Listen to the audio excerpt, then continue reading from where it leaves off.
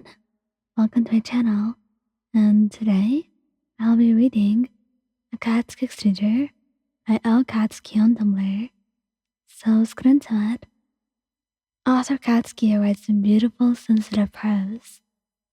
His words are like milk and honey, soft on the mind.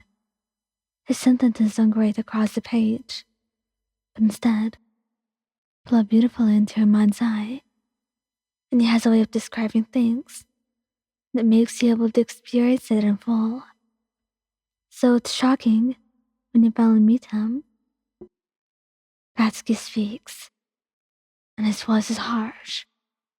His words are brutal and crude, and you find yourself wondering if this could be the same man who wrote all those lovely paragraphs that soothed some part of you.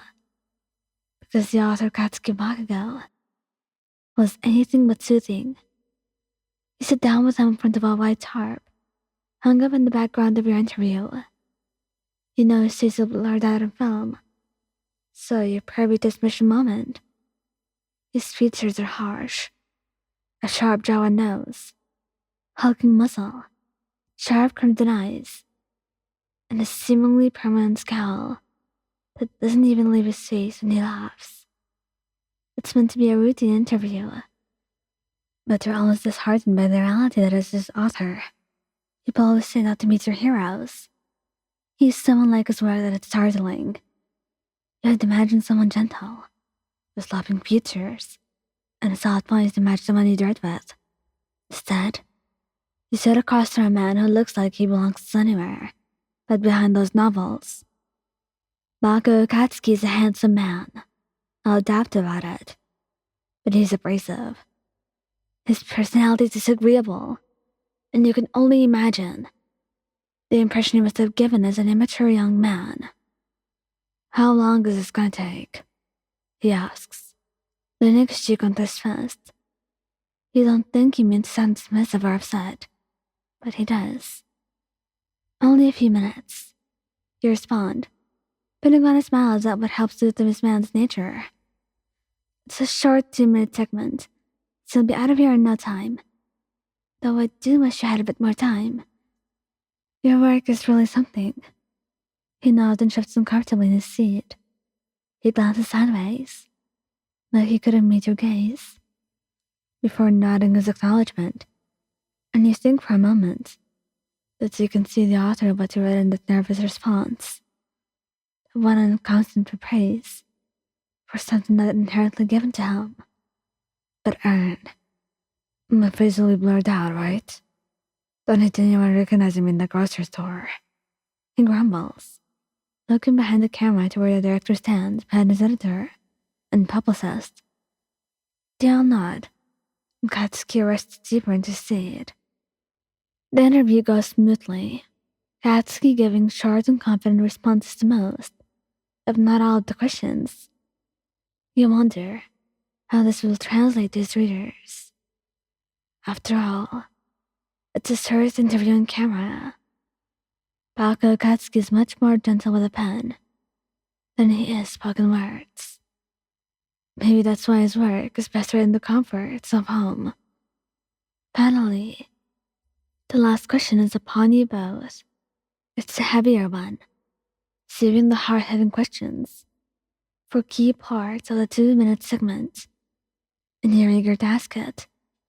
Someone so different from his writing is bound to have a good answer for it. Bakugou doesn't disappoint.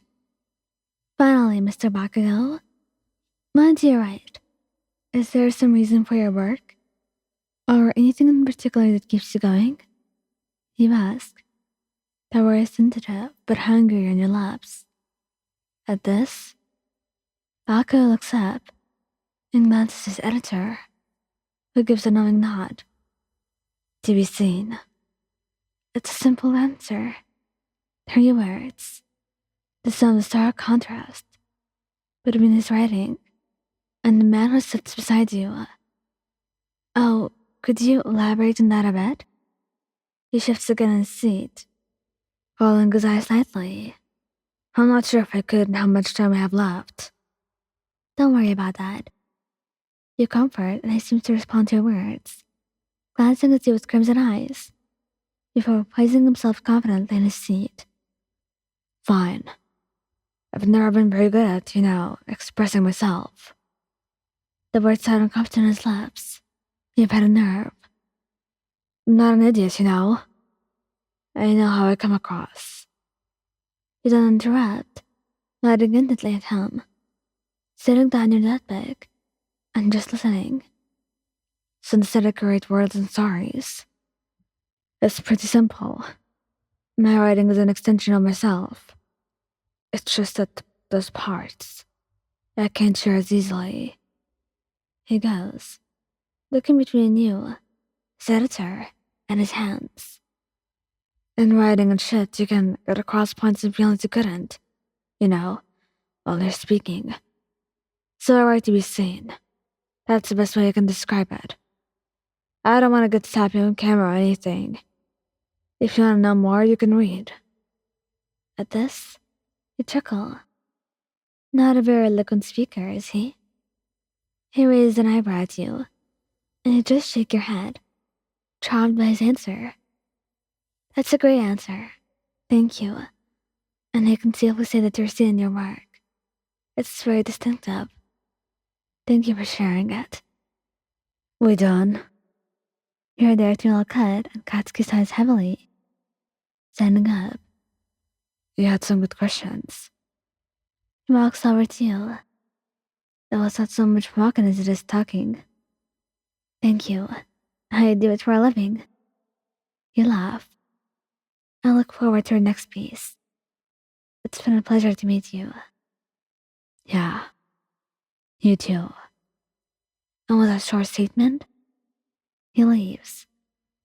He walks to the editor, who mumbles something and scowls at his publicist, who has no doubt mentioned this prolific swearing throughout the interview. When you return home, you find yourself running your fingers along the worn spines of books on your bookshelf, picking up one from his scores of novels resting there. It's a collection of stories, each more lovely than the last, about nostalgia, a longing for a home that you never had. And as you read it, you think about the beautiful structure of his sentences, the way words flow like water in a steady stream. And in it, he's seen, just as he promised. Bakugou is an author who writes in beautiful and gentle prose. And he's a man who speaks in swear words and harsh tones. And he writes to be seen. He writes to express what his personality won't let him, a part of himself that you're privy to only through typed words on a page. Thank you guys for listening. Don't forget to like, subscribe, and comment. I hope you enjoyed listening to this as much as I did making it. Anyway, goodbye.